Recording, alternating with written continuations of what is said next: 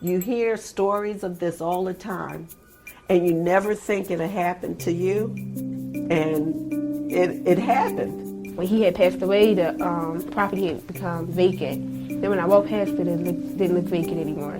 And I started to ask my mom, she didn't know, so I took it upon myself to go down to City Hall to see who the owner of the property was. And I found out that it was someone who had notified themselves to be a family member that I had never heard of. I'm really disappointed in the person, but more disappointed in the system and how it's so easy for that person to go just say that I didn't exist and I'm keeping this property. It's pretty hard to stop a forged signature and a bribed notary. Where do you stop that? You know, that's a little more difficult, but there are a lot of other cases where records are just sort of absurdly suspicious. Those could probably be stopped before they get processed and before these cases have to go to court. It's easier to steal a home in the city of Philadelphia than it is to steal a purse.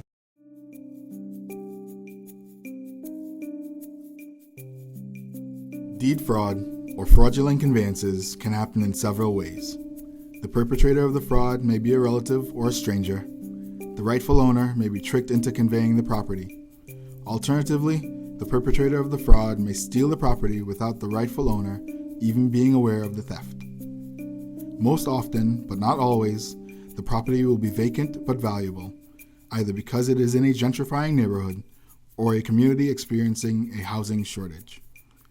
Fraudulent deed transfers victimize rightful owners and buyers who are unaware that they are purchasing stolen property. In this video, we will hear from victims of deed fraud, as well as from experts who will outline how deed fraud occurs and offer suggestions on how to avoid having one's home stolen or being sold a stolen home. Fraudulent conveyances happen in a lot of different scenarios, but most of them involve forgery. In order to record a deed, someone has to sign that deed, and that person who signs the deed has to be the record owner, and it has to be transferred to the purchaser. Now, if the record owner is dead and there still has been a signature on that deed, even though the person is deceased, that's a fraudulent deed. These predators go around and they literally drive around neighborhoods and look for places where no one is living. And sometimes they're even clever enough to go and look and see if property taxes haven't been paid. And the way they can do this is just by going online. What they'll do is they'll go on that very same website, get the record owner's name, sign that person's name, either deed the property to themselves and then immediately sell it, or just sell it directly to some innocent third-party purchaser. Deed fraud is a growing problem in urban America. Though everyone is potentially at risk, some groups of property owners are more likely to become victims than others. So really, people of all ages and incomes are affected by fraudulent conveyances. Certainly, low-income Philadelphians are adversely affected by fraudulent conveyances, and they may be preyed upon particularly because they do not have a lot of income and resources to solve the issue. Also, the elderly are very prone to become victims of fraudulent conveyances because people may think that they're very easy to take advantage of.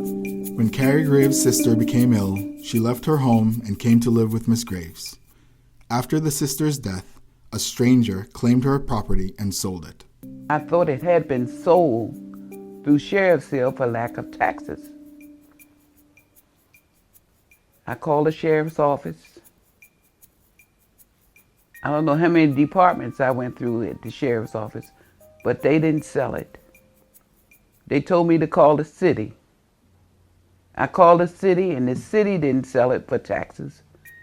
And I was put through to a city lawyer, and she told me that the property had been sold. Property owners who are victims of fraudulent deed transfers experience a range of economic and emotional losses. First, I see clients for whom property has meaning beyond its normal value, beyond its monetary value. I see clients who feel deprived of their legacy, in addition to feeling victimized because their properties were stolen from them. The clients are angry, not only at the people that stole the property, but also at their city. They feel that their city has let them down. So they are experiencing emotions on a lot of different levels. And the process for recovering the property, whether it was because of some relative, close or distant, engaged in fraudulent activity, or some stranger who came along and fraudulently transferred the house. The process is long, it's involved, and it's expensive. And these are clients for whom money is a real issue. Though many property thieves are strangers to the rightful owner, in some cases the fraudulent transfer involves a family member or a relative. Vonda Bowen inherited a house from her mother. A relative sold it without Miss Bowen's permission. The transfer of her property placed an emotional strain on Miss Bowen. The property symbolizes so much more than just a building, because I was looking at it as, thank you so much, Mom, for it was a continuation of my mother helping her grandchildren, helping her daughter. I really felt a sense of, wow, they're still here. That's their way of continuing to help us. And when the house was sold from under me, it's like a death all over again. Despite the frustration felt by deed fraud victims, there are limits to what various municipalities across the country can or will do to prevent the recording of fraudulent deeds. Take the case of Philadelphia. According to the city's law department, the Department of Records is obligated to record all deeds that comply with the technical, state-mandated requirements known as the Sweet 16. The Department of Records is not allowed to investigate the authenticity of documents before recording them. The need for prompt recording takes priority over investigating potentially fraudulent findings.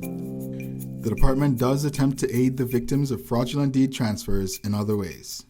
For example, it preliminarily screens and photographs walk-in filers and sends out document notice letters that inform owners of record of deed and mortgage transactions of which they might not otherwise be aware.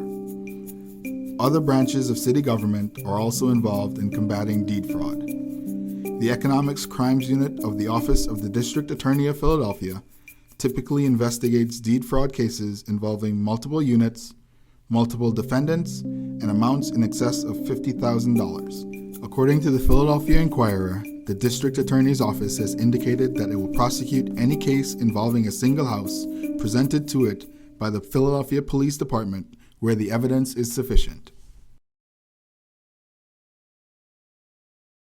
Here are some ways property owners might protect themselves from becoming victims of deed fraud.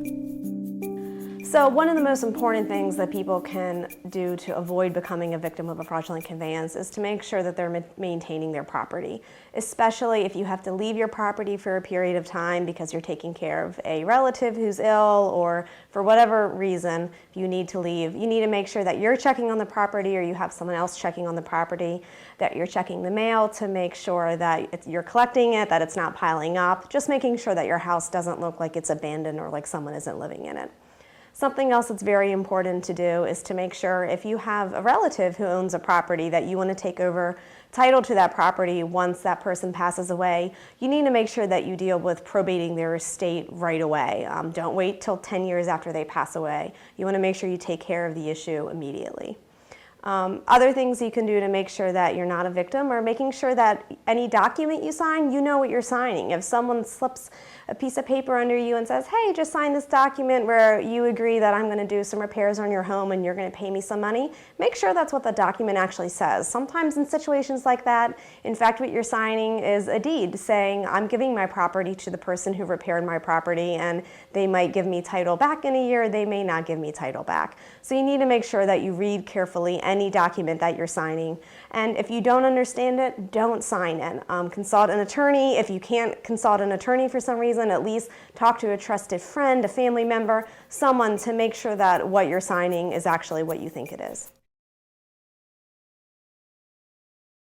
Here are some ways that property owners who discover that they have become victims of deed fraud might respond. So if you're the victim of a fraudulent conveyance, really what you need to do in order to solve the problem is to seek legal help, to find an attorney who can help you sort the issue out.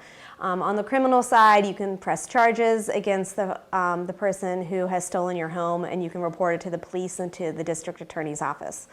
On the civil side, you really need an attorney, if possible, to help you file paperwork, what's called a quiet title action with the court to try to get title of the property back into your name.